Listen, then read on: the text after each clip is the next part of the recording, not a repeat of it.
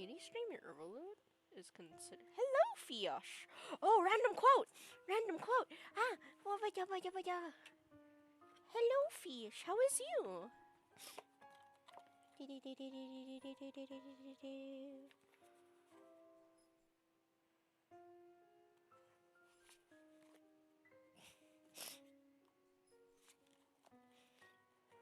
Oh yeah, hi, Fish.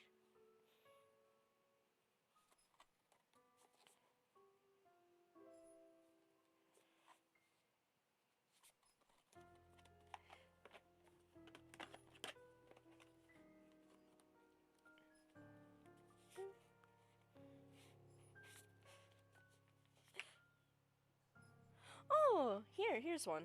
You didn't get this far by giving up, did you? Boop. That is quote.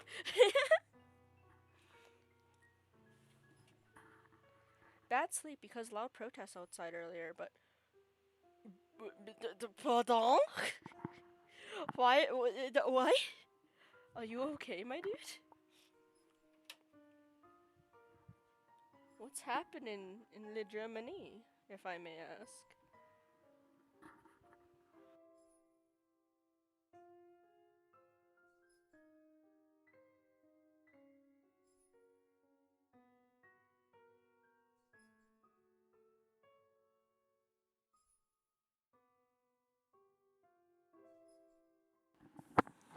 Oh, okay. Glad to know you're at least safe, my dude. Oh, that's not nice.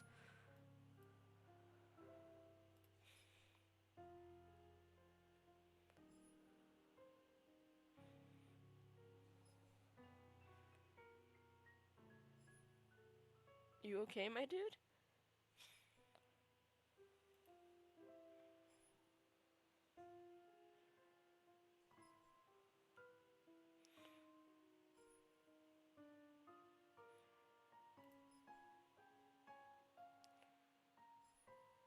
Hello, DJ. Glad to hear you're just sleepy. I'm doing well. I have the sniffly whifflies, but other than that, I'm well. I'm well. Yes, yes. I hope that you get your sleep soon, Fish. Yes, yes.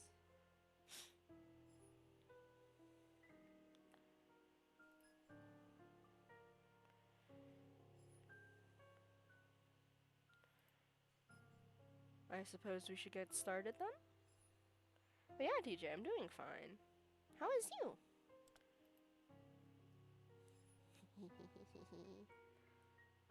Wait, do I still have all my spoopy redeems on? I don't remember. Oh, you have a headache? You should rest then. Hello, Harley.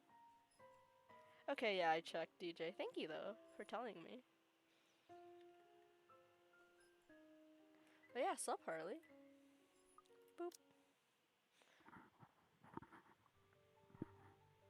Oh yeah, staying hydrated is very important. But yeah, we're back to Hannah being threatened by a ghost. Let's go. All of it. Luke, help me, please. I can't. Dude, Harley, what happened? Why are you injured? Is it sports again? Sup, Pug? How's it going? Hope you're doing well.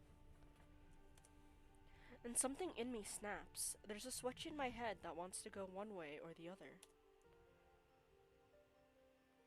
I don't think the ghost will like it if we yell at it. Personal opinion. I was playing soccer and pulled a muscle in my rib. You can pull a muscle in your ribs? Damn, bro. Take it easy. I have the sniffles, but other than that, I'm doing good, Pug. Thank you. It's been a while since we visited this.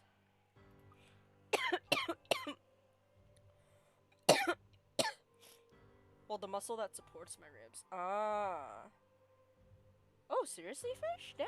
Okay.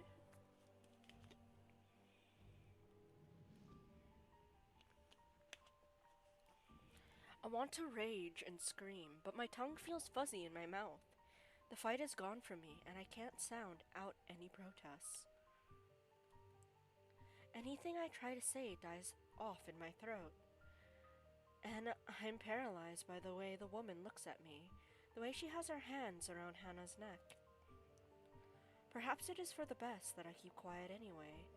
I know for a fact that one shouldn't aggravate a hostage taker.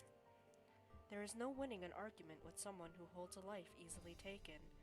Though, is there any reasoning with a monster? She looks far too gleeful, far too deranged to be all there. The way she laughs as Hannah begs, reinforces the thought. Oh, I am a tiny bit quiet?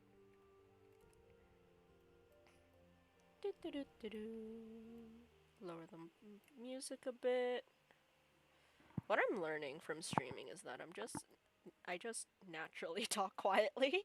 But yeah, thank you, Mozzie. We had to choose whether or not to tell the ghost to let go of Hannah or to stay quiet, and I chose to stay quiet.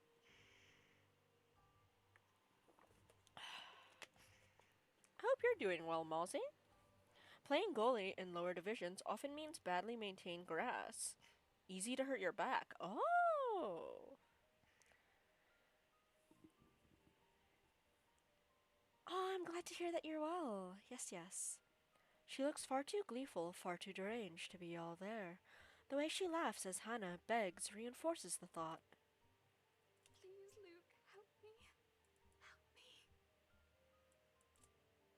When did this all become so fucked up?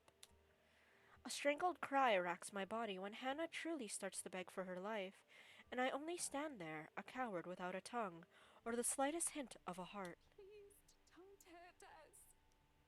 Please, my babies, they don't deserve this. Please have mercy, I beg of you. Oh yeah, if the ghost kills Hannah, it's a triple kill right away. I forgot about that. Oh God, I'll do anything if you just... She cuts off as the woman's fingers tighten around her throat. To think that she's heard her pleas.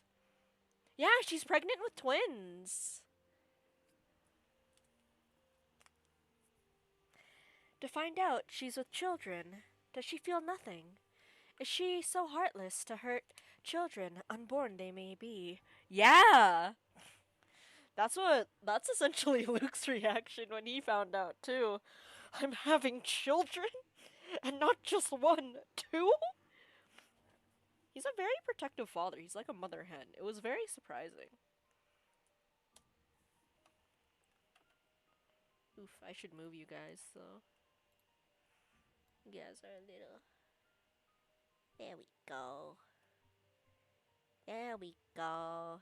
There's my friends. No, that's too many of you. 3? Nah, let's go 2. Let's just 2. Oh, sup, J-Ben? Yeah, I taught Luke to just shut his mouth because Hannah's being attacked. But yeah, you haven't missed much. Okay. A hush settles over the room as she speaks up. Her voice is but a whisper and deathly slow, and I'm hard pressed to hear it over the pounding of my heart and ears. She speaks, the woman from the gardens, and the servant girl from the ballroom, from the hallucination, vision, memories, whatever they were. Will you not speak up for her? Wait, was I supposed to speak up? Will you not try to save your beloved wife? I didn't want to anger you. I cannot stop the heat from flooding my cheeks. shame turning me red and making me grit my teeth in anger. And the same anger sets a fire in me, burns through the fear. It spurs me to call it spurs me on to call her out because of pride. Why? Will my words hold any sway? Who's to say you won't snap her neck the moment I take one step? Do you take me for an idiot? I take you for a coward. Oh! Nothing but a spineless coward. It seems she's found what she's looking for, and that she has no further use for Hannah. A hand on Hannah's.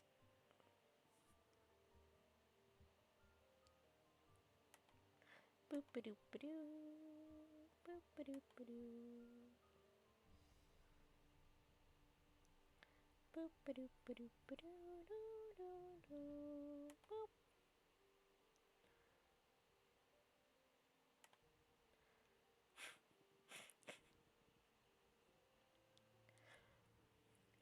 A hand on Hannah's back sends her falling down the stairs.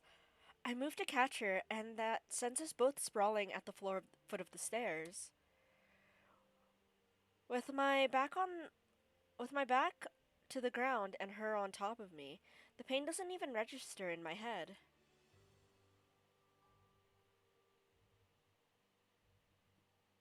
That's a long way to say please block me. You must be paid by the words. Right, Mozzie? I'm wondering why even after I banned them though, their message stayed in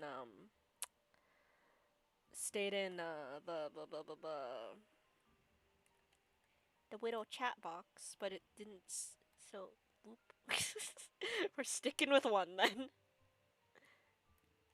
Boop. Hide that little message. Keep Mozzie's message.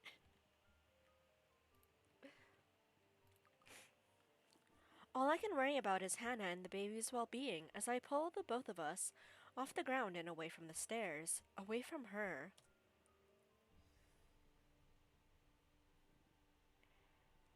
Oh, you just missed Hannah being pushed down the stairs, my dude. But it seems my sin is too grave, my blunder too big, that she can only look at me with disappointment and betrayal on her face. Yeah, Hannah got pushed down the stairs by the ghosts. Babies. And though she doesn't completely shy away from me, the hold she has on my arm is light, ready to let go of me at a moment's notice. Much like I had easily let her stay as a hostage, I thought yelling would anger the ghosts and would make her yeet Hannah harder, okay? It's only fair, I suppose. I am nothing but a coward in her eyes. A sorry excuse for a man who can't even muster up the courage to protect his wife and children. Oh, okay, that's fair, Mozzie. Do you think it would have been worse if I yelled? Or do you think, or the situation would have been better? I don't know. That's fair. You think yelling at the ghost would have been better? That is true. I do plan on trying like all the routes, especially since that I'm interested to see how this whole scene plays out if Hannah's dead. Oh, 100% Hannah would have liked me more. Yeah, my relationship with Hannah went down. Oh my god, I've never seen Luke Sprite! Why does he look like that? Why is his eyebrows furrowed? Oh my god. Why is he so angry? Dude needs looser pants too. Damn, how does he walk in that? He has pointy shoes! They're stabby shoes. Okay, enough looking at Luke. And cowards cannot be trusted. I'm so sorry, Hannah. I was so scared. You were scared. You weren't the one up there, Luke. Yes, but you're safe now, aren't you? But Hannah, if I yelled, what if she just yeeted you?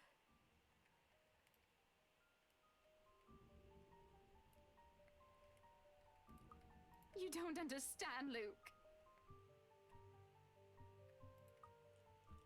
What she did to me, to my head. That woman isn't human, and you just stood there. Yeah, and that makes me even more scared to talk to her. Did it even occur to you what she could have done to them? Yes. Our children, Luke. Our children. Afterwards, Hannah simply stares at me, her indignation and betrayal all in her eyes. We nearly forget for a moment until the woman's laughter, a contemptuous sound, rings above the hurt. You do not deserve it, you have. Bibbis? Just hearing her voice triggers something in Hannah, and she starts to tear up. Her face contorts into one of pain and fear.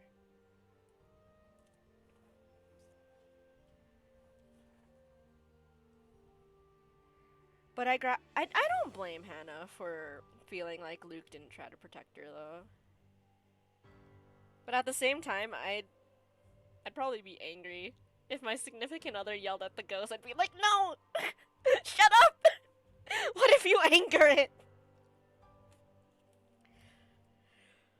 But I grab her by the shoulders to keep her in place so that she can see me and only me, and so that I can see only her too. Look at me, Hannah. Look, I'm here. You're safe. I won't let her hurt you again. You understand? Just breathe. I don't know exactly what in bloody hell is going on, yet I can't find it in me to care. Whoever these people are and whatever they're here for. These are not acceptable conditions for a pregnant woman.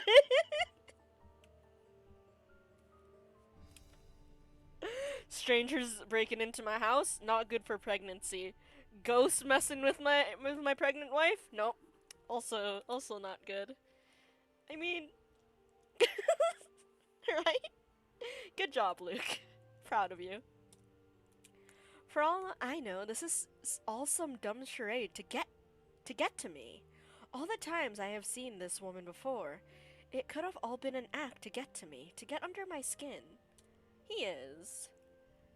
And to think they dare hurt Hannah.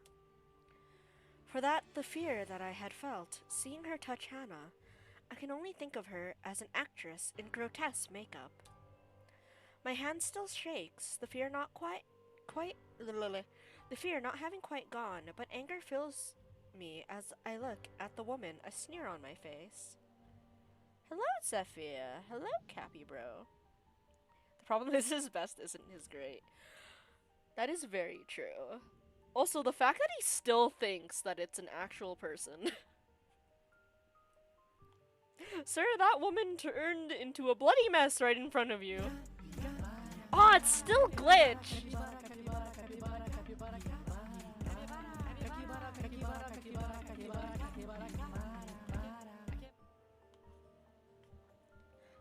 I love the glitch. Ever since Cappy did Eldritch Cappy, it has been glitched. It's Eldritch Cappy. And Zephyr, thanks for the water, man. My hand still shakes, the fear not having quite gone, but anger fills me as I look at the woman, a sneer on my face. How dare you! I don't care who you are, but how dare you touch Hannah! I want you out of my house, out before I call the police and have you put away for the rest of your miserable life! I hope you have a good morning, my dude, Zephyr. And I hope that you had breakfast. I hope that everyone has eaten something today. Yes, yes. Can you shoot it? And that goes for all of you! I hold my ground, firm and strong with my declaration. But the nerve of her, she just laughs in my face. That is true, J-Ben. 2 p.m.? Fine. As long as you're not hungry. J-Ben, as long as you ate something today, I will be proud of you. terrible, dreadful laugh that makes me feel as if there are ants crawling on my skin and maggots squirming into my ears. You are telling me to get out of your house. I'm proud of you, fish. Let's go. So about 3 hours ago. Okay, fair enough. You threatened to lock me up. Did they use Hana's voice actor for the ghost as well? She laughs and she laughs. What's so funny? What are you laughing at? None of this is funny! But she persists, and it almost feels like her voice is in my head. Oh, no different. No different. We're all the same. That's fair, J-Ben. Honestly, I do that. You can all suffer together. What happened to you liking Luke? Is it because he kept quiet? And that is when everything turns to complete and utter shite.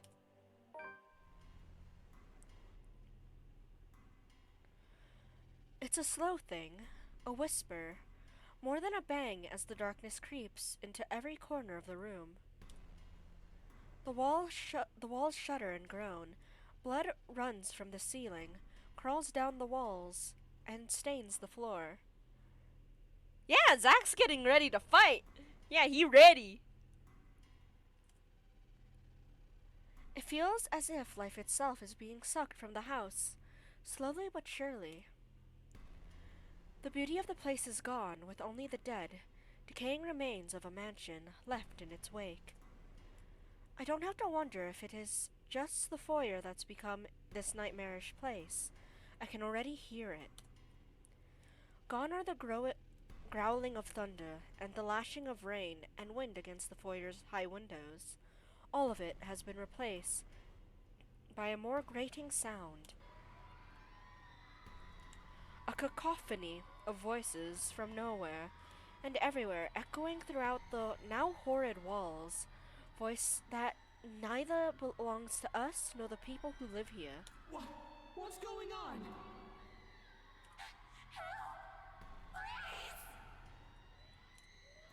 All throughout the house, shouts of alarm and surprise ring out, a mirror to the horror creeping up in each of us. Who wouldn't be shocked? This is insane! At the sight of it, Lily trembles, hugging herself closer, while Steely and Feathers stand protectively in front of her. Oh wow, his nickname for Zach is Steely? I was expecting so much worse. I think so. I think it's like grudge rules. Yeah, everyone who steps into the house gets cursed, and then if you get killed by the curse, you get stuck there. And you become a part of the curse, and the curse becomes stronger. Brave of them, I have to admit, to put themselves in the front line like that. Though it doesn't necessarily mean they don't feel the same fear as the rest of us. Something I don't blame them for. There seems to be no end in sight to this insanity. Ooh, how was it, my dude? If anything, this only feels like it's the beginning of the end. Help me! Oh my god! Please, somebody! Anybody! Who are you? I remember I used to watch, like, all the Saw traps. That was interesting. They degraded over time. It's a shame. Stay away! Wait, is Johan's okay? It didn't really scare me, but it was the best done in scares and atmosphere I have ever seen in a horror movie. Oh, did you watch the remake scares, or did you watch the original? Okay, that's a remake, I think, then. We have not, surprisingly, Fish. I think due to us being in the final chapter, Luke decides whether everyone lives or dies. No. Stay away. Rebecca. Stay away. I'm not afraid of you, you spook. Oh, Rebecca! Speak of the devil! So I was present for the only death. I think I'm a bad luck charm. But you saved me from the elevator! But yeah, there is, I think there's an earlier one. There's a 19-something one, isn't there? This is one Scotswoman. You aren't getting into an early grave without a fight! Man, I love the way she says grave. Their screams fill the mansion. Oh, if you get all of them killed, do you get to hear all their, like, voice lines of when they die? This is a weird rendition of the Mystery Gang. Fair Zephyr.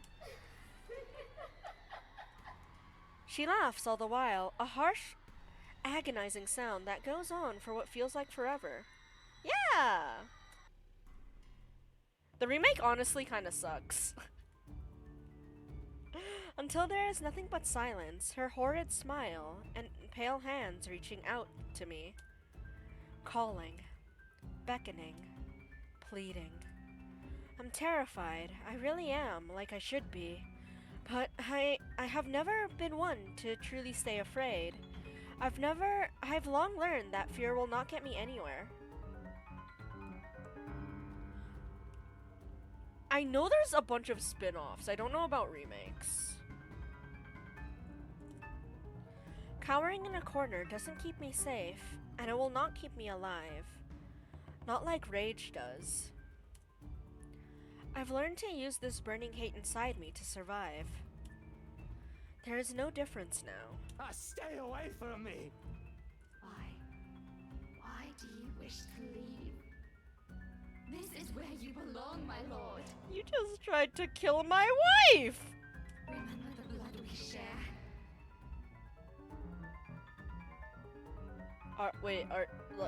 Wait. In what way? Did we kill people together, or are we related? Which blood are we talking about? This is your home. Don't you remember? You promised to return, to stay, together with me, with us, with people no different from you. What is she talking about, Luke? What does she mean? That's what I'm trying to figure out. Don't listen to her, she lies. I promised no such thing to anyone. Hannah, you're the one who bought this house. Oh my god, you're blaming her now? How should I know what she's babbling about? I never even wanted to be here in the first place. A terrible case of mistaken identity. That must be it. I'm quite sure of it. I don't know this woman. This monster. Why would I say that to someone like her? Dude, you thought she was hot when you met her in the gardens. In my entire lifetime, I've only made and kept sincere promises to a mere two people, Hannah Evans and Eleanor Chandler. No one else. What promise did he make to his mama? The rest of those who claim I've promised anything to can go fuck themselves. Bloody hell, I may enjoy the company of women, but I'm not an idiot to start spouting such nonsense to anyone. A line must be drawn, especially if I am to keep myself alive. Yet she goes on, insists, making me appear a liar in front of these people. Of course you still deny it. Have you truly forgotten? Yeah? You haven't changed, I see. Still a deceiver. She's lying! You see, my love, nothing has changed. Still no difference, you and I. Just like the rest of us. Just like every single soul in this putrid wreck. We've waited for so long. You can hear them, yes? Their pleas, their calls, their invitation. Come, my lord. The house seeks its master. She, the monster, reaches out again. Her hands, a gory, abhorrent sight, along with that smile spread across her face. My body's already moving on instinct. Stumbling back one step at a time, in a desperate bid to be away from her. Anything to put distance between me and this vile creature. No matter what she says, I am nothing like her. I need to get out of this house. Out of this country, preferably. Take Hannah with me. We can start a new life out of this dreadful city. Start a family. There's nothing for us here. Her parents were long gone. Nothing to keep us tied to this place. Shirakan has likely been taken by this woman, and he's not what binds me to this wretched city. Oh, okay. I guess we got another death. Johans is dead. I hope Luca's wrong. I only need Hana. We can leave. We can... Careful, Luke.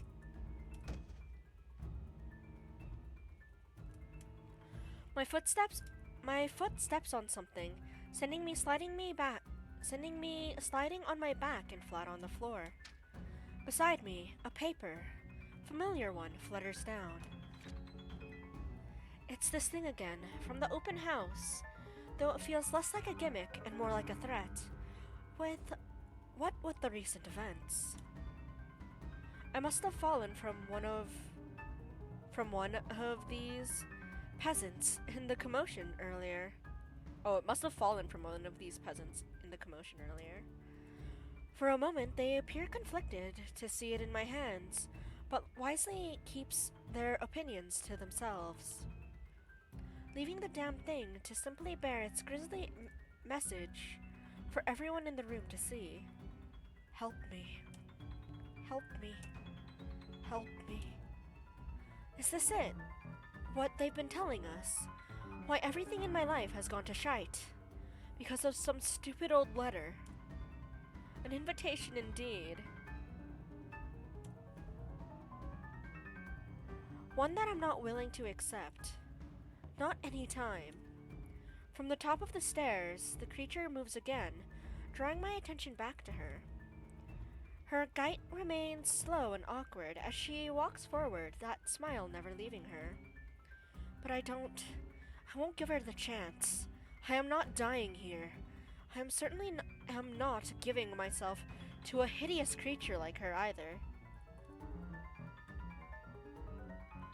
Adrenaline kicks in, and despite panic gasps and worried glances from the other people here, I pay them no mind as I reach for the main door and... Honestly, with her origins and stuff, though, I think she'd have a Yamask, to be honest. Because of the whole Pokedex entry of sometimes Yamask just turns the mask around, stares at it, and cries, remembering its past life. Ah, good times. Adrenaline kicks in, and despite panic gasps and worried glances from the other people here, I pay them no mind as I reach for the main door and... Without warning, it slams open, revealing not the mansion grounds like I am expecting. Yeah, that's an actual Pokédex entry for Yamask. Before my mind can even comprehend what's happening, black tendrils have already coiled tightly around my limbs, dragging every person in the foyer into the room. None of us even get to scream when darkness completely envelops us upon the doors closing. So yeah, Yamask used to be a person. Fun fact. Understand where your place is now, my love. If you love me, let me go. You belong here. Is it so difficult to grasp? We've been waiting. This is apparently the common route. From my understanding. I've been stuck in the common route. Yeah, I'm stuck in the common route.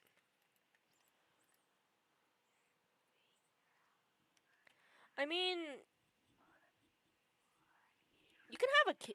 There are multiple children Pokemon, like actual human children Pokemon you can keep to fight for you. So.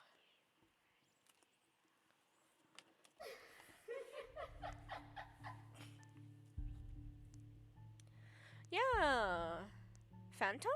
I think is the name of the Pokemon. Their children who got lost in the woods died, and then they became a Pokemon.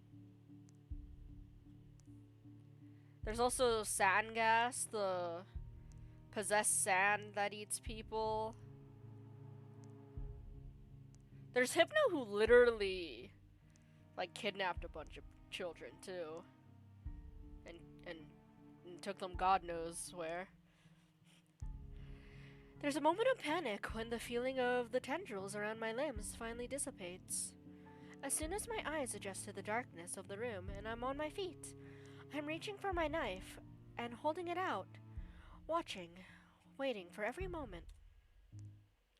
Using it as a way to put distance between me and these peasants. Who knows what they'll do now? We're all desperate to get out of this house. There's only 6 of us in this room. 3 of them, friends at that. I cannot trust these people not to turn on me. Bloody hell, even Hannah's giving me the same looks as them now. Though Mint has already gone loon, crouched in a corner, muttering to herself, you can't really say anyone's safe from her. If anything, she's the one I should watch out for. I cannot trust anyone. Not anymore. As if you've trusted them before. Not after this. Despite the pleading looks Lily shoots my way, while they all huddle in the corner behind Seely and Feathers. But I have to remind myself that even people like her are capable of doing the unpleasant. She's only human after all. It's never an excuse. Why, even Hannah has her cunning manipulative moments, though she does it so much subtler than I. Why else would Lily show this letter to us that day, if not to save herself? I guess that backfired on her now that she and her own friends are also stuck here. Still, I have every right to be livid. Everything that I've built has fallen apart. All because these people came into our lives. You, all of you, this is all your fault. If I'm dying to this bloody case, I'm taking you all down with me. He sounds like Gollum. Put that knife down, Lucille. Hey now, Mr. Wright. I know the situation ain't good, but we have to calm down. We're all in the same boat here. You shut your mouth! If it weren't for you, for this letter, for all of you, none of this would have happened! And blaming everyone in this room isn't going to get us out of this place. Please put that knife down, darling. You might hurt yourself. Are you taking their side? You're also stuck in this nightmare, Buttercup!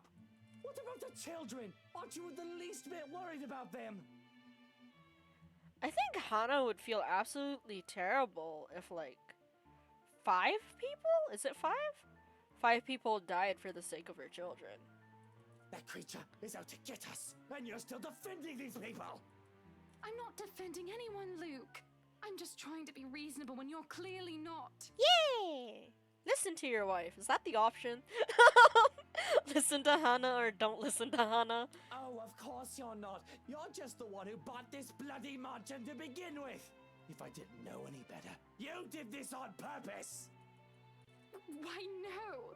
Why would I ever do that? This was Damn. only meant to be an anniversary gift.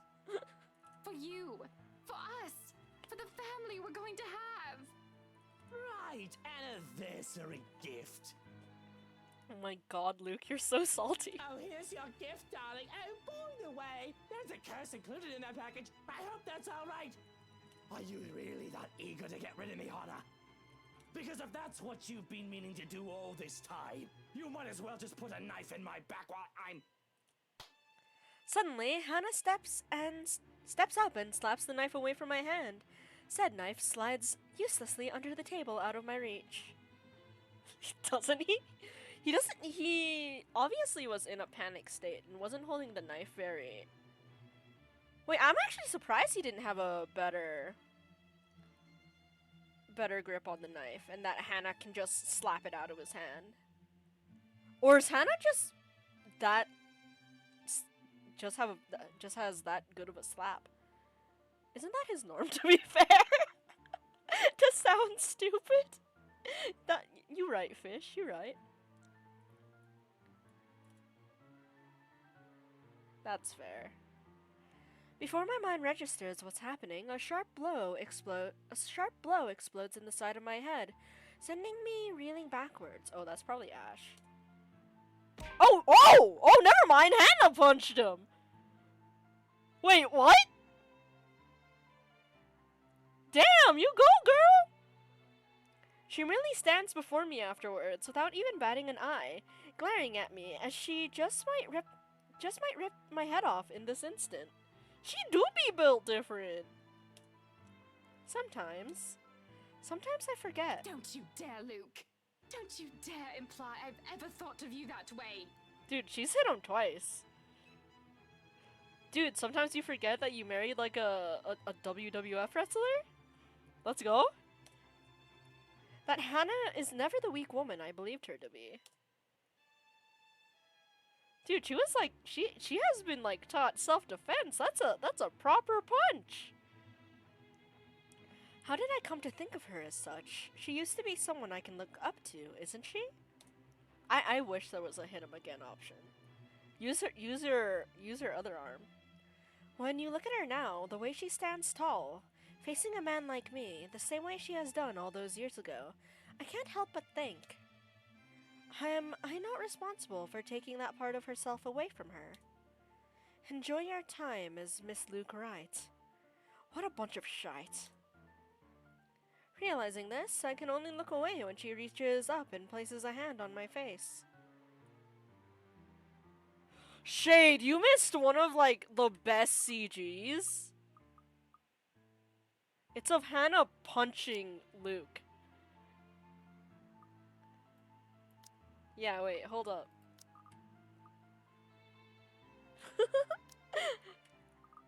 Because it's so amazing, hold up. I'm actually gonna go back to the title, go to the gallery, and just show it to you, my dude. Because that's how amazing it was. You have to see it. It's great. No, where is it? What? No! I can't find it. Oh, I guess we can't see it. I passed it?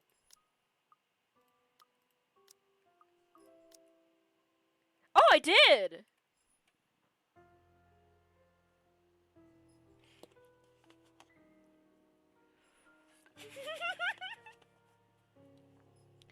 I like the slow-mo too. I like the slow-mo too. It's great. I click continue. Okay. It is beautiful. Even better without the text or context. She also slapped the knife out of his hand. Just bitch slapped it right out. It's great. Realizing this, I can only look away when she reaches up and places a hand on my face. Gone is the anger, and only a soft smile remains when she looks at me with a shine in her eyes. Oh, she probably put all her anger from the 7 years of marriage into that punch. The 7 years we've been together, I've only been nothing but a piece of shite to her. Yet here she is, still smiling at me the way she has done so many years ago. It's impossible not to feel like a complete and utter trash like this. She has an uncanny way of doing that to me, especially when she takes my hand in hers and places it right on her tummy. Right where 2 tiny babies are still growing. Ours. Love, look at me. We've already talked about this. True. If we are still going to do this, it has to be the 2 of us. I will stay with you, but things are going to have to change if we want this to work. Can you imagine if she suplexed him? We can't keep doubting each other like this. I think even the ghost would back off. Guess we know who's the boss of the family is now. I mean, I think that's always been hinted that it has been Hannah, since that she did make this gigantic purchase. And that Luke married her for money in the first place and then actually fell in love with her. Not until we find a way out of here. I'm sure we can. Maybe they know something we don't. You're going to rely on them for that? These peasants who brought this on us? If we can get Marianne back to her senses, her knowing the house layout might be very useful. But then again, we've also learned that this house has a lot of secrets that we don't know about, so oops. You keep that rude mouth running, Whiskey, and see if any of us here will help you out of this place. Ayo! I love you. Please stop! I love you too. All of you, stop this! To hear Lily speak out loud, I can't say I'm not surprised. She has always given me the impression of someone so meek from the moment I've met her, either from her inexperience or her station in life.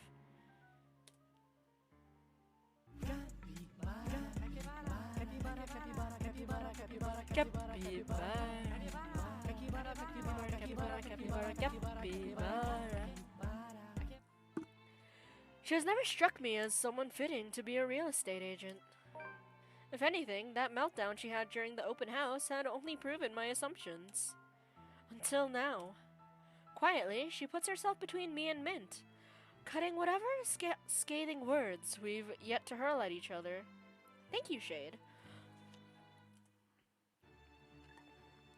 The way she glares at me, it reminds me a little of the way my own mom would look at me. She does have mom energy at times. Particularly when I've done something wrong, and it's not a stare she's unused to showing. Everybody get your punches in on Luke. Ready, set, go. Oh no, Fish is gonna turn the garden into an ocean. Fair. She has probably done this before, to a younger sibling. Huh. If she only sees us now as a pair of squabbling kids, and not two mature adults, well, that's only to be expected. It's Fish time. No doubt that's how she sees us. For a long moment, there's only silence in the room. Steely, the big oaf, doesn't even dare break it, neither does Feathers. I'm surprised Ashton hasn't said anything yet. With both merely watching us, bunch of wimps, these men. Zach's a sweetheart. He gets a pass. Not that it matters when Lily starts speaking again, after some of the anger and tension has lifted from the room. Stop this, please! With or without that damn piece of paper, A deep breath. An exhale. And then she closes her eyes, a crease forming between her eyebrows while she grips her hand tightly in front of her. we still would have ended up in this mess. The atmosphere that descends into the room right after that admission is anything but pleasant. Can I call it that? An admission. It seems like it from the way her eyes nervously flick between her friends and I. She appears to know more than she lets on, and how she makes herself appear smaller after dropping that bomb on us doesn't sit quite well with me. And patience is something I don't have the luxury of having right now, and bestowing upon other people. What else does this girl know? What else is she not telling us? Because from the looks of this, even her friends have no idea what she's talking about. Unwilling to wait, I grab her arm before she retreats without explanation, waving the letter in my hand in front of her. Ow! Sir, you're hurting me! Hey, hands off her, Wright! Fuck off, Feathers. I have questions for your friend, and she better have the answers. He says it so curtly. Then stop taking it out on every single person. Your friend is hiding something. She struggles for a moment, but my hold eventually forces her to look up at me. Fear and uncertainty spreads across her features, especially when her eyes land on the damn paper. As much as I want to be considerate right now, I want answers. What do you mean, Lily?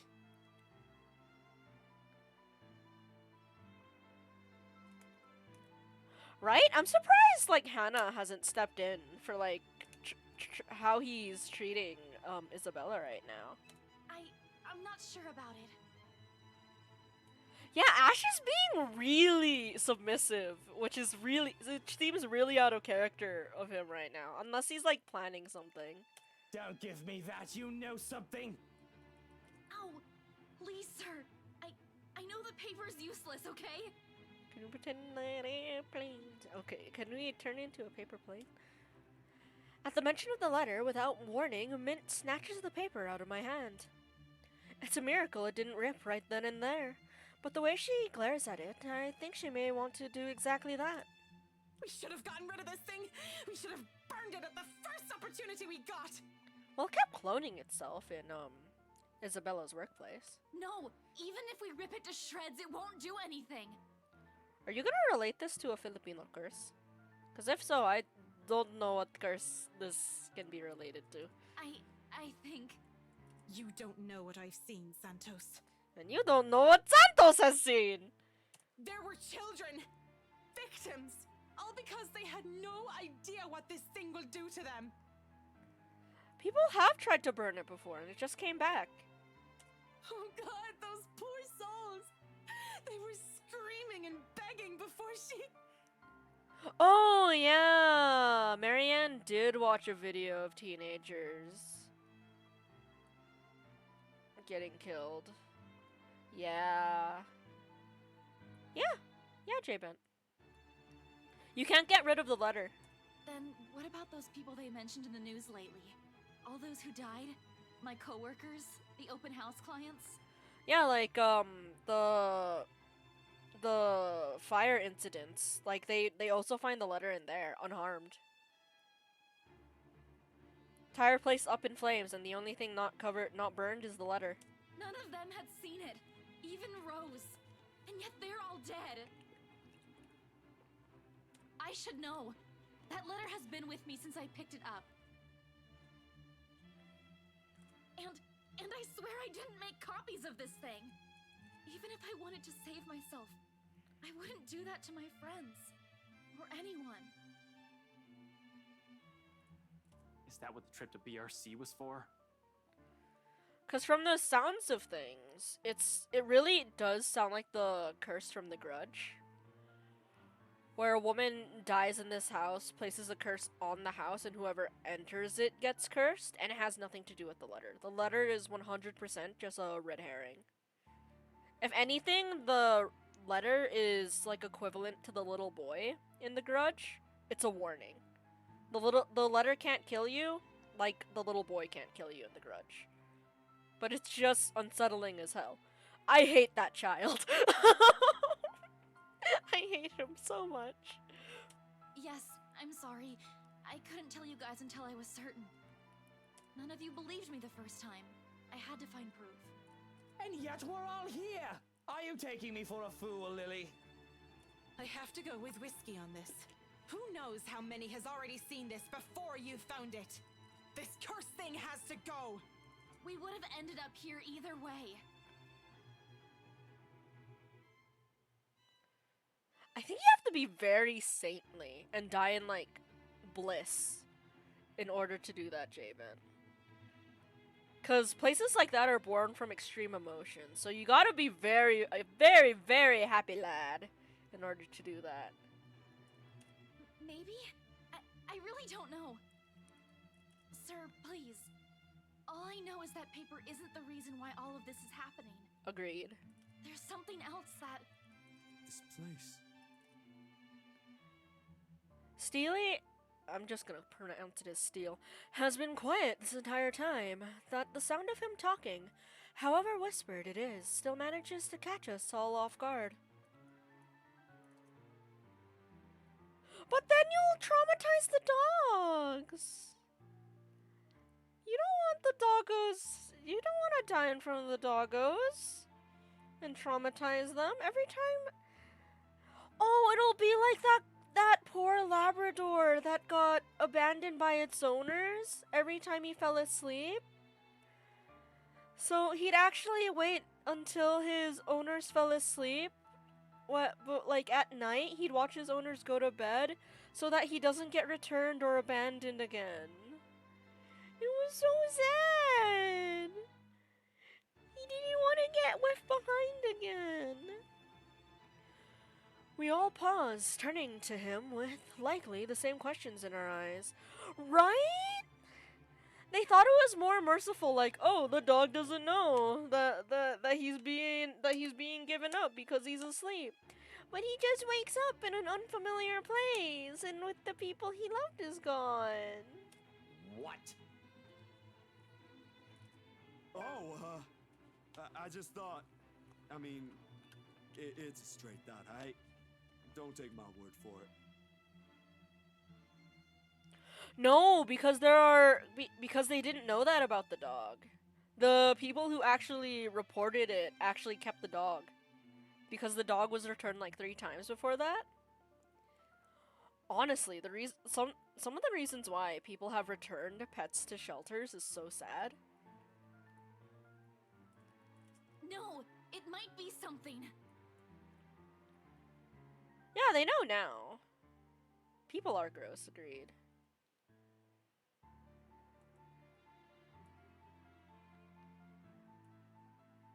What? They kept the dog. Wait, what? J-Ben, what are you talking about? What? I'm confused now. What about this place, Zach?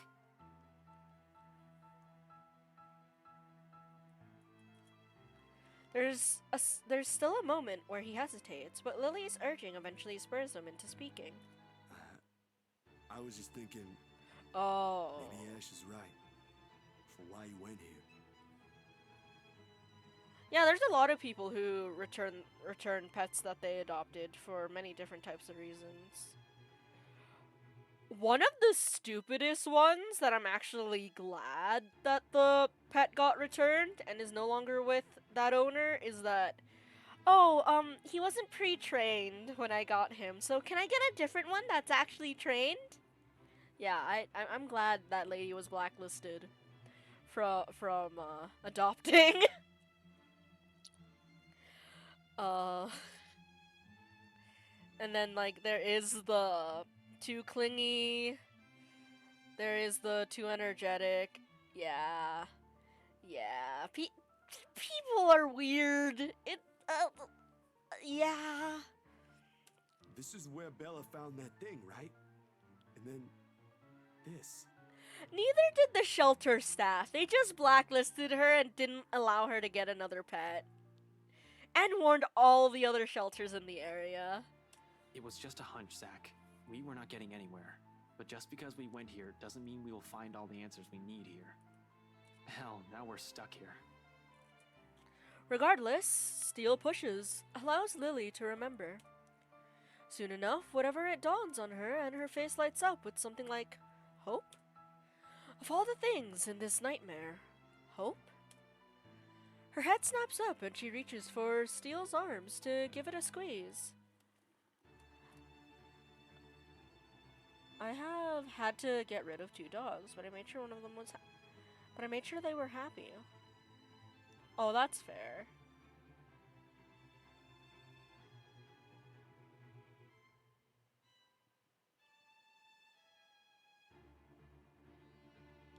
What was wrong with the second one, though? If I may ask. I'm sure you'll find the right doggo for you, J-Ben.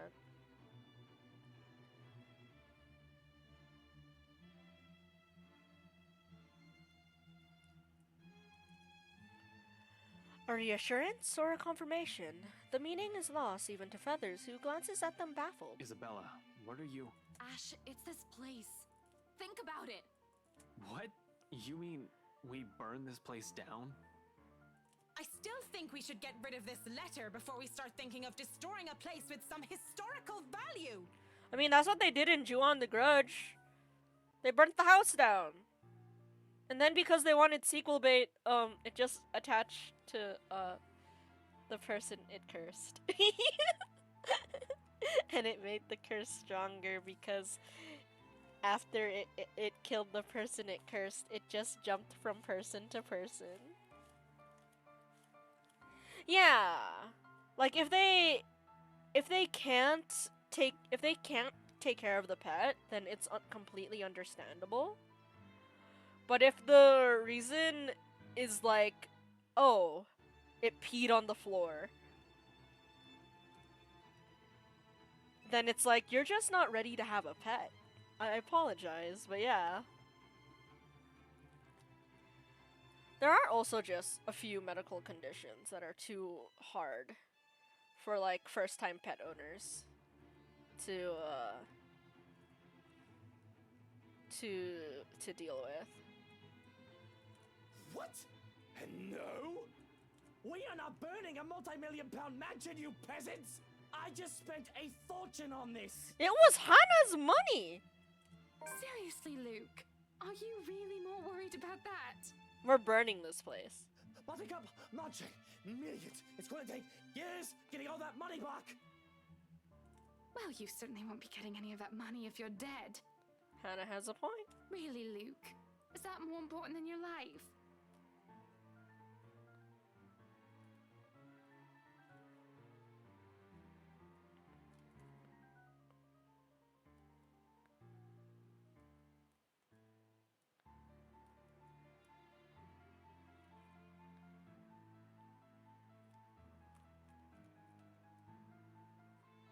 Oh, that's fair. That is too much work for an 8-year-old. Especially since that it kept peeing in the house, it probably also kept the scent probably stayed as well. If you didn't clean it up properly. Yeah. Bloody fucking hell! Not only do I have trespassers on my property, but they're also arsonists! You say that as if it's a bad thing. How dare they suggest something like that? Bloody peasants. My head's already aching just listening to them. To think this is all the solution they can come up with.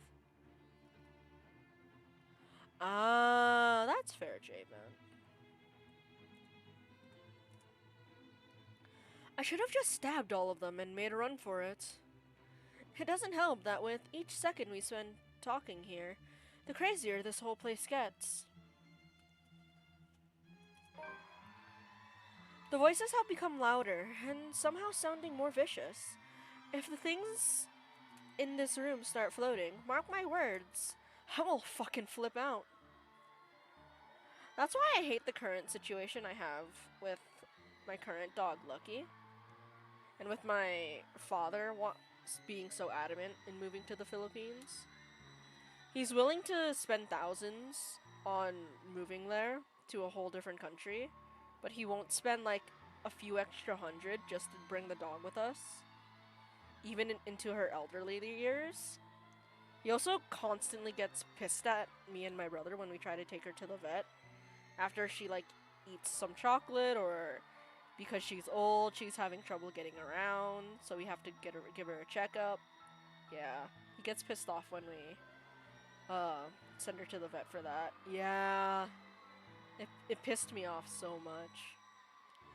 And they may not be thinking of it now, but eventually they'll turn on me. Such is the nature of humans. This is why dogs are better. Find a way out of this place as soon as possible if I want to stay alive. Fuck, I still have so much to do. None of our choices seem sound, but who knows? We don't understand a shite about this place. Might as well try everything, yeah? Whatever works. If I also have to be the one to make that bloody decision, so be it. Less room for errors, with the only sane one doing the thinking. On the off chance I'm wrong, well, they suggested it. God damn, Luke, why are you always looking for someone to blame? Burn the mansion! Let's go. I'm going to regret this, I will. But with these cries growing louder, this has become the easiest decision I have ever made. I made it with no hesitation. Burn the mansion. I like fire. Ooga booga. I'm getting tired of hearing her sobbing, really. It's just irritating. Isn't she getting tired of it? Besides, someone has to act fast, think fast, and what else is the root cause of our problems but this place where the letter was found? No need to make things more complicated. It started here, why won't it end here? If what Lily said is true, then there's all the more reason to destroy it. Put an end to this madness before someone thinks of putting this blasted place up in the market. When I get out of this place, I swear I'm suing a bunch of people that run that estate company to the ground if need be. We spent millions, damn it. Millions! Happy Unga Bunga. But you could have lit you could have lit the letter on fire. That would have done an Unga. That would have had fire. But this has bigger fire. Burning Mansion is bigger fire. Honestly, we should go to the dungeons with some pickaxes as well. Just to be extra sure. With a sigh and perhaps a heavy heart, I open one of the drawers in my study table. Taking a bottle of liquor out for myself, then passing it on to every occupant in the room. They accept it, but not with a look of protest or a confused glance my way. Bigger fire, bigger unka punka. I have the marshmallows ready. It does shut them all up, so maybe I've done something good. Look, this isn't the time. Even more when I pop the cork off the bottle and pour its contents on the floor. Well, what are you simpletons waiting for? We waste no time dousing the whole room, the smell of alcohol filling the air. If I didn't know any better, I'd say they're more eager to set this whole place on fire. And the blaze catches easily in the room when I set it alight, using the blasted paper as kindling. See, we burned the letter anyways! It's a win-win! We burned letter anyways! The whole place is drenched with wine and all manner of things alcoholic I've been hiding from Hannah. The small fire soon turns into an inferno. Did we make sure that we had an escape route before setting this place on fire? Like, I'm all up for fires and stuff, but, did we... Yeah! Both! In a matter of seconds, we're out the door. It doesn't exactly lead where I'm hoping it will. Although, ending up in the kitchen does give me more reason to play like a bunch of pyromaniacs. Escape routes? Who needs escape routes? Fishing the liquor stocks from the cupboards, we also do the same thing we've done to the study. Oh, I thought we were gonna use the hatch to go to the dungeon and then use the outside escape there. Okay. Door after door in every room we pass. Pouring bottle after bottle of expensive aged liquor and setting everything on fire. Only leaving the blaze has started in earnest. We're gonna go to the attic and check on Johans, right? We're not gonna burn him alive, right? When we run out of liquor, we simply drop the bottle and take off one of the many nooks I've stashed one. And there's no lack of it in here. The hard stuff, the shorts, the watered down kind. Gifts from a distant relative, friends, so-called friends, you name it. I've made sure there's always one within reach. How many of these things do you keep in this house? I always have a few bottles in the bedroom, you know, the parlor and the dining room. You have problems, man. Well, isn't this the time to discuss them? Turns out it'll be useful now. No, Johans! What will his husband think? Not to drown out my sorrows, but for this, a wonder of wonders. Though I suppose I can now say it also saved my life. But there's no time for introspection now, because with each room we pass and burn, the place also becomes easier to navigate. As if it's slowly righting itself. Righting to what it's supposed to be. Soon, we finally find ourselves standing before the main door. The strong odor of burning wood, cloth, and varnish alike wafts from under the doors of the rooms we've previously torched, slowly filling the hole with a thick black smoke. The blaze has also started in earnest in every part of the house. I can already feel the heat seeping from the rooms I've set aflame. In a matter of minutes, flames will engulf the whole house. Fittingly, that is when she appears again before us, watching us from atop of the stairs, while her world goes up in flames around her. However, what catches my eyes is that expression on her face. Not the vile smile I've grown accustomed to, or the one where her eyes gleam with complete hatred. This one? Forlorn is the only word I can think to describe it. No, please. Help me. You never said how you wanted help. So we're helping you by burning everything down. Fire is also used for cleansing, you know. Closing off wounds and such. Jeez. This is what you get for not being very communicative. This is why communication is important. Help me, please. Can the dead feel? Can she hear us? Or is that merely another one of her tricks to trap us in this nightmare? Ghost, we should have tried to fix her harder. This is fixing her. Like this, however, she seems almost like the woman she used to be. Dude, how would you know that? And I don't waste any time pondering over it. Not with the exit just a few steps away. The doors finally open, and through it I can glimpse the world outside. Safety. However, I do turn only to see the last of her. A farewell more than anything. Is she gonna drag Luke back in? If so, if everyone else lives, well, Luke, Oh wait, but Hannah needs help with the bibbas. Never mind, we need Luke. For all her attempts to lure me, draw me in, her wishes to be with me, she does not stop me when I finally run from this horrid place. Oh, respect!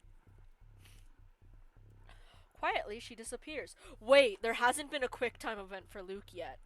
Wait, I'm paranoid. Watching a multi-million-pound house burn before me. For some reason, nothing about this bothers me. Maybe it's that one last look on her face that has changed it. Maybe it's what I've seen and heard inside. There's only a calm, a stillness. The same hush that comes after a terrible storm has swept the countryside. And with it is the sight of the sun rising above the horizon. I will worry about it, J-Man. My hands are on my keyboard. I am ready. Ever so slowly, the sky begins to lighten before my eyes. Darkness giving way to the warm morning hues, soft rays spilling over the vast expanse of Luxembourg's countryside. Nearby, the trees sway and rustle with the breeze, a passing draft that carries even into this room from outside, cold enough to make me shiver. The remains of a storm that has passed.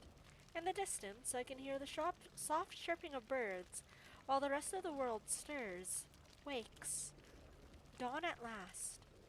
We are free.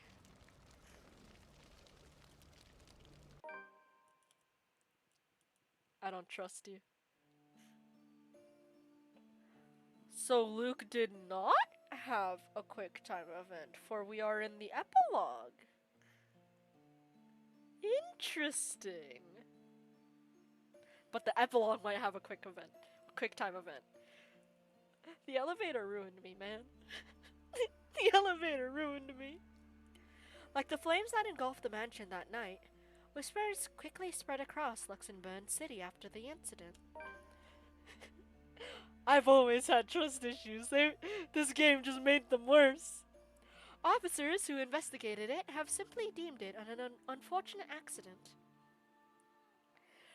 Regardless of the truth, Luke Wright files criminal charges against Briar Realty Corporation after for undisclosed reasons to the public, forcing the latter to declare bankruptcy. Meep moop. A move that merely stoked the the rumors further. For those who still believe in the stories of the old house and who knew the truth, it is but a testament to the curse and the secrets the Ermengarde mansion has hidden for centuries. If there will come a time those will finally be revealed, only the ashes of the now ruined mansion will know. Oh, I just realized this is the common round. This does not mean we have the true ending. However, on nights when the wind howls and thunder booms across the sky, some still claim hearing the voices where it once stood. Of cries and wails that fill the night and desperate calls of help for anyone who dares listen. As for those who once tread its halls, despite their best efforts to make things work between them, for the sake of their children, Luke and Hannah Wright were unable to settle their differences. In the end, the latter files for a divorce.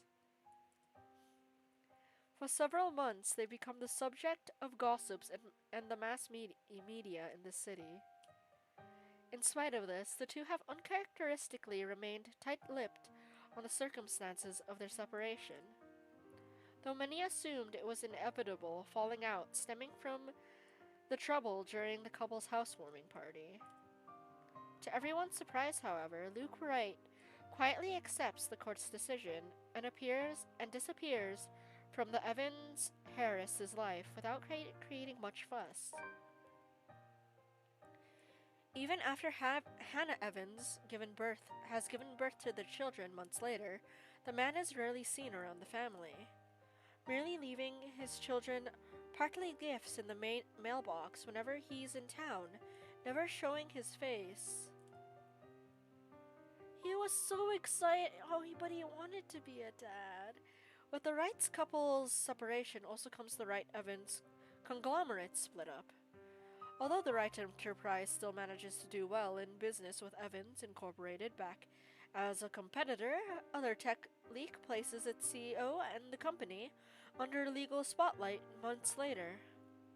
This time, however, the then Chief Inspector Harvey Lee's sudden absence, the businessman isn't able to escape close scrutiny. Yeah, it's 100% my fault. In the investigation led by the LPD's Detective Inspector Ashton Frey, all of Wright Enterprises' legal business dealings with the past 10 years come to light. To be completely fair, he also said he doesn't deserve Hannah. So, I wouldn't be surprised if eventually I wouldn't be surprised if there was a timeline if he swallows his pride and does divorce Hannah of his own will. And it's not Hannah bringing it up, but him. In the investigation headed by LPD's Detective Inspector Ashton Frey, all of Wright Enterprises' legal business dealings within the past 10 years come to light. Although his involvement with other crimes is still being investigated, the disclosure has caused a huge outcry, especially from the city's business sector. Sued on multiple grounds, the company is ultimately forced to shut down. Oddly, when Luke Wright steps out of his office one last time, there is only a small smile on his face. To avoid public outrage, the once affluent businessman immediately leaves the city. All of his bank accounts have been emptied, including his Luxembourg apartments, leaving not a single trace or clue to where he might be hiding.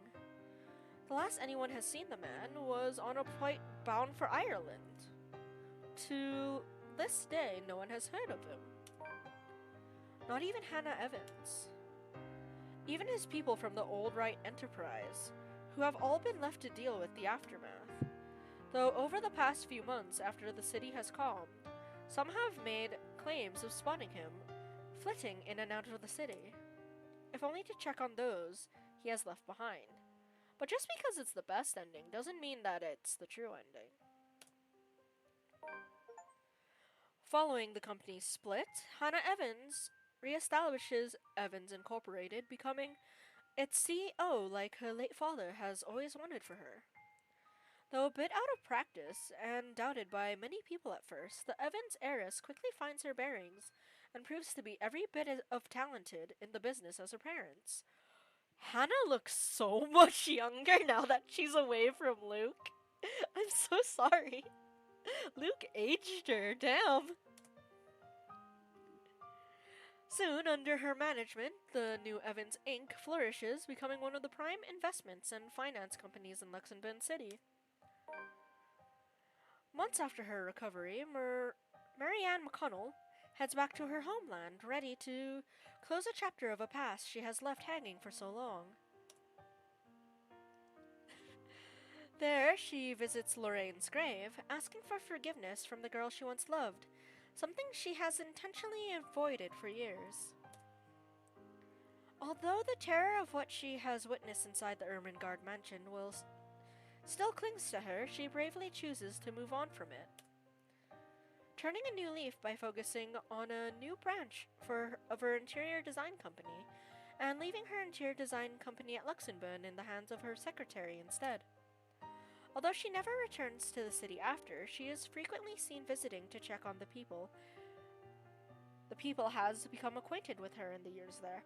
Oh, so she checks on the main group, so Isabella, Zach, Ash, I'm guessing. Having finally accepted herself, she won't deny she's in a happier place now. By some stroke of luck or an unfortunate circumstance of fate, Marianne encounters Luke Wright once again, almost a year after she returned home. Yeah, I was suspicious when he went to Ireland. She met the man in a local marketplace, newly settled, fumbling, and confused. Although her opinion of him remains ambient, at best she reluctantly offers to help, especially after seeing him stumble on his Gaelic more times than she deems acceptable. And it becomes a start. Not a close friendship by any means, but perhaps something akin to it. And on better days, when vitriol and scathing words don't get in the way, there is only the pleasant companionship one offers to the other. Casual visits to the other's home, sharing a bottle of wine or two, and simply talking about anything under the sun. A comfort after the things they can no longer a comfort after the things they can no longer have. Something they both eventually learn to accept, to appreciate with time.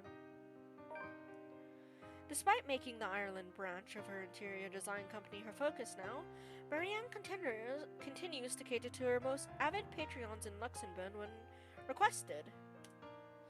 And after her work on the Ermengarde mansion, Hannah Evans has never trusted another to handle the design of any of the place she owns.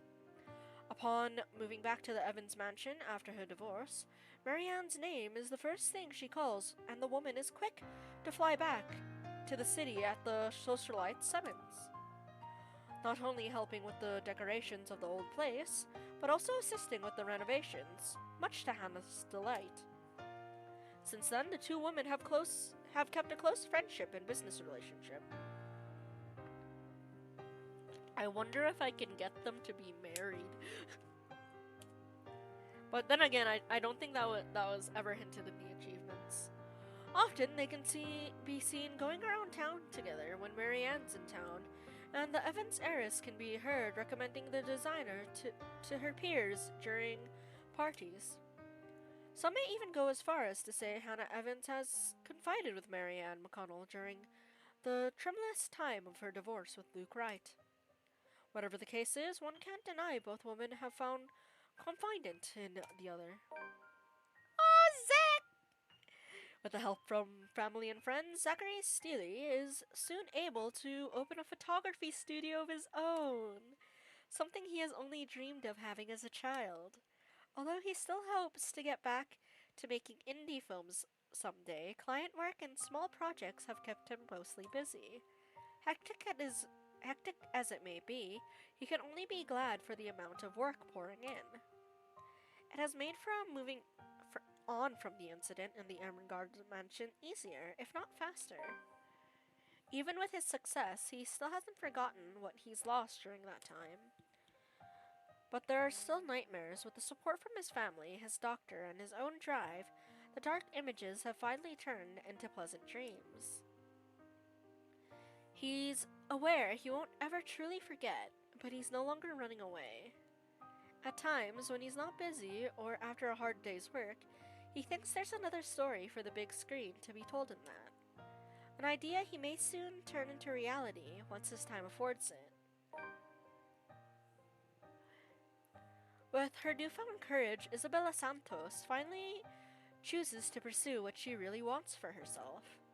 Having made enough to keep her family afloat for a few years, and with their blessing, she quits her job at Briar Valley Realty Corporation and takes the scholarship offer from the local university.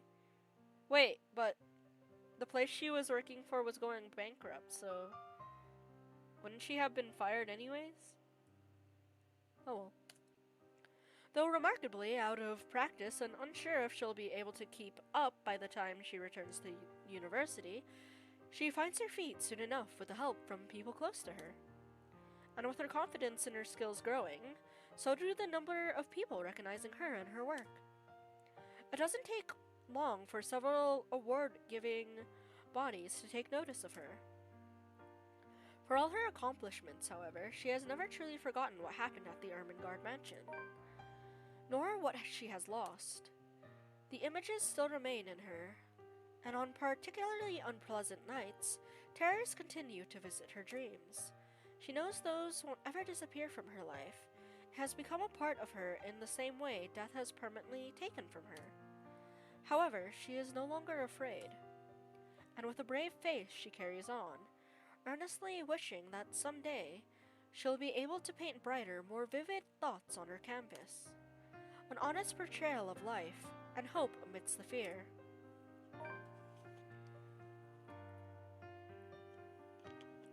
More than a year later, once everything in their respective lives have settled, Zachary Steele and Isabella Santos finally hold their first exhibit together. A project that has been in the making for almost 2 years after the photographer casually brought it up to the other artists. I low-key thought they got married and I was very excited for a second.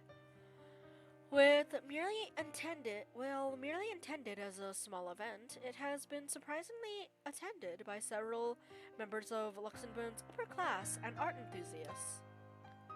Although only a few of the pieces have been meant for sale, the show has brought prominence to Zachary and Isabella's names in the city's art scene.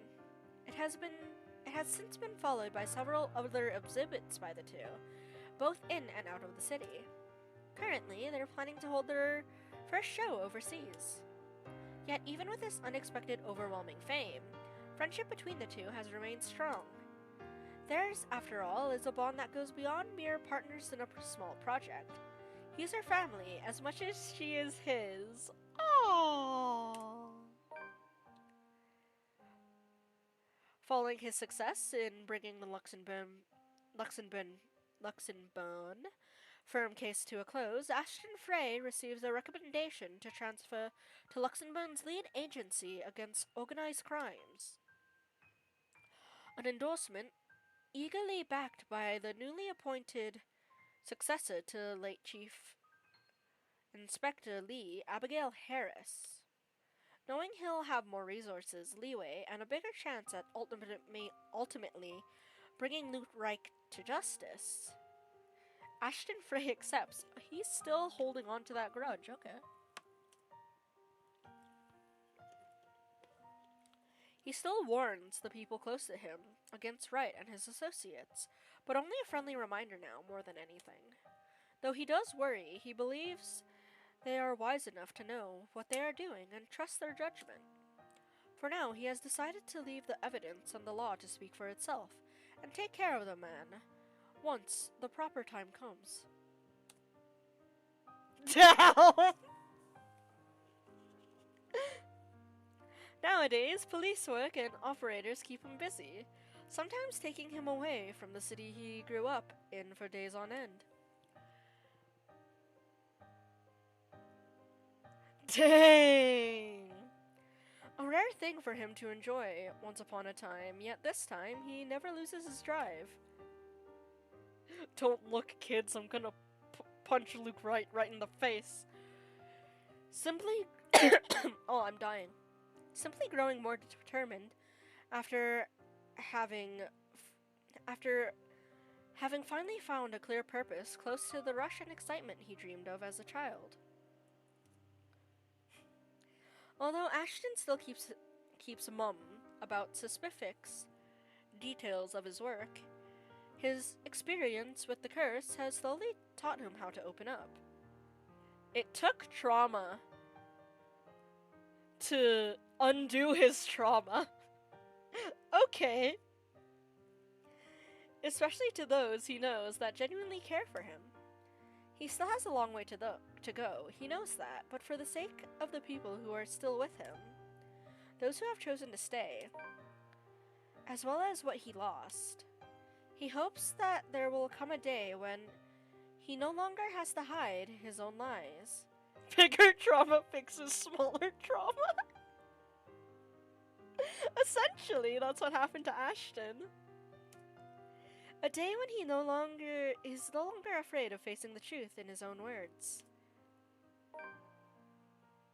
On his days off, Ashton is usually seen loitering around Zachary Steele's studio, either to help him out on one of his pet projects or exasperating the other man on purpose. Either or, it's mostly the latter. At certain times, he'll volunteer to model for one of Zach's projects, in spite of the photographer's reassurances that it's not needed. Regardless, Ashton insists before complaining about how meticulous the whole process is, hours later, to Zach's utter amusement. Though sometimes they may get into small, trivial arguments, things have stayed cordial between the two. If anything, the ordeal they've both gone through has merely strengthened a friendship the detective didn't expect to find in anyone. Between the lingering trauma and their messy attempts at normalcy, it takes a few months for the awkwardness to finally lift for both Ashton Frey and Isabella Santos. Of several weeks trying to find their voice and remembering how to act around each other, despite enduring affections. But once the unease fades, there's only their usual banter and rapport to fall back on. The casual talk and friendly jives. I hate to say it, but Ash does look better with a ponytail. And for the both of them, it's easy, like breathing, like coming home after another journey. A comfort in spite of the things they have gone through. Their days may still be filled with petty arguments and light teasing, but in the aftermath, when it's all said and done, something constant has already been forged between them. A quiet, steadfast thing they can both hold onto as they both carry on.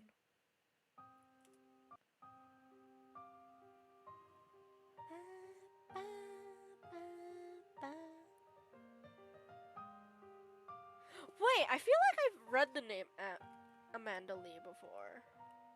I feel like I recognize that name.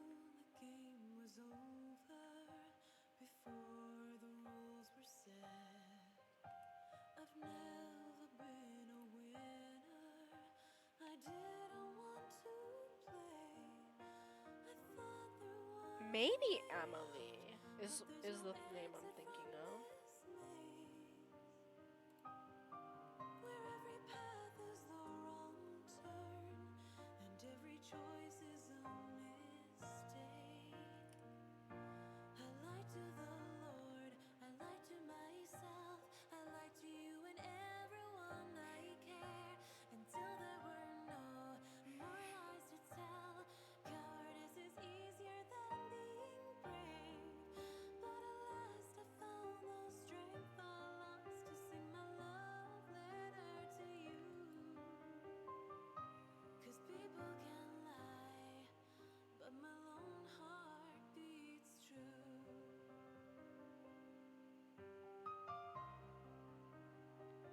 This is her singing too, isn't it?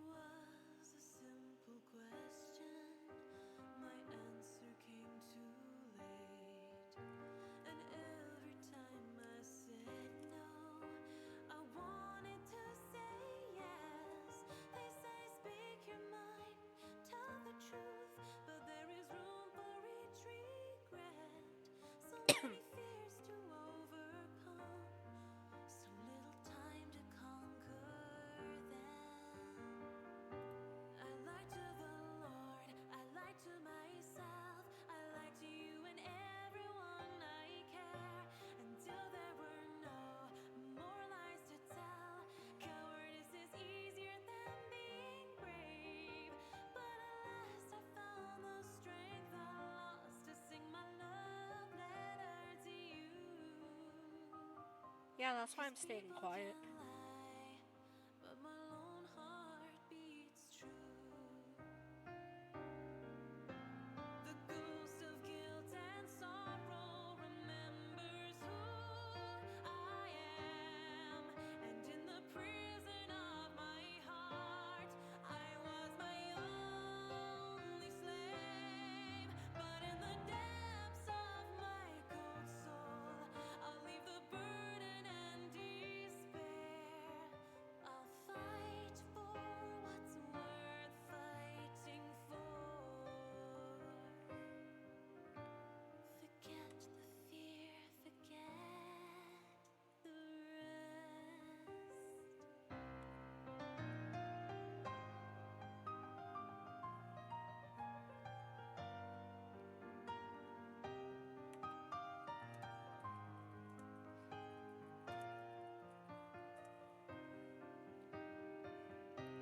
I lied to the Lord, I lied to myself, I lied to you and everyone I care, until there were no more lies to tell.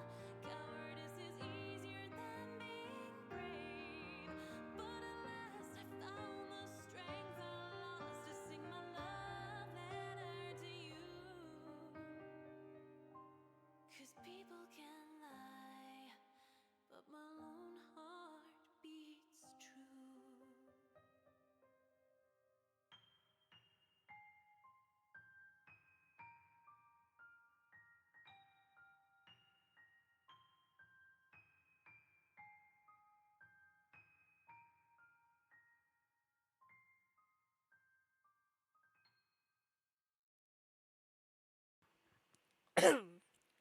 J-Bent, how could we have fixed her?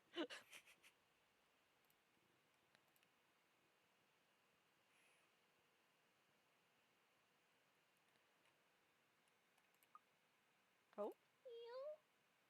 Where are you, Tio? Kylie? Tio? Please? She's here!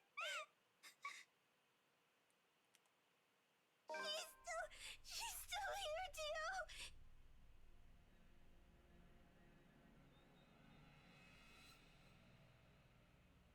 What?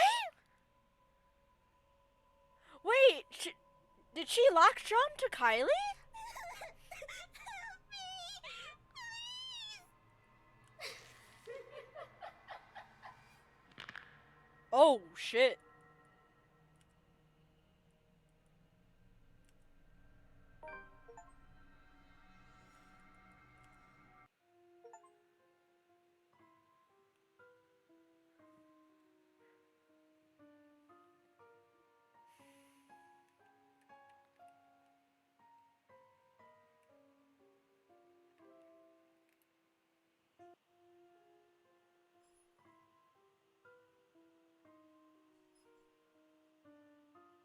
But we did technically burn the letter.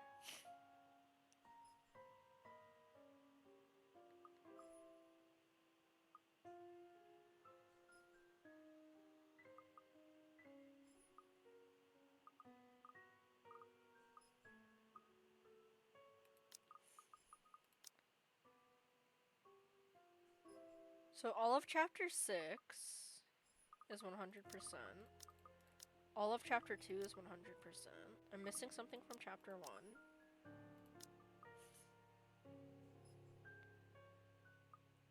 Okay, so individual good, individual bad. Okay, so Luke living a life in Ireland is bad. Friendship good. Friendship bad. Oh, okay, so this is because I didn't stand up for Hannah. Romance endings. And then true endings.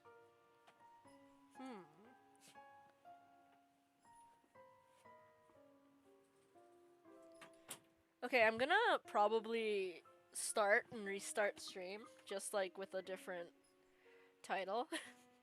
Just so that it's more organized.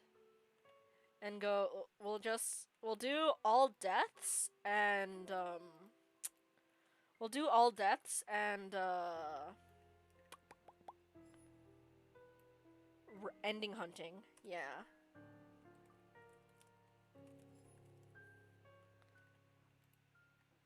So yeah, I'll see you guys soon.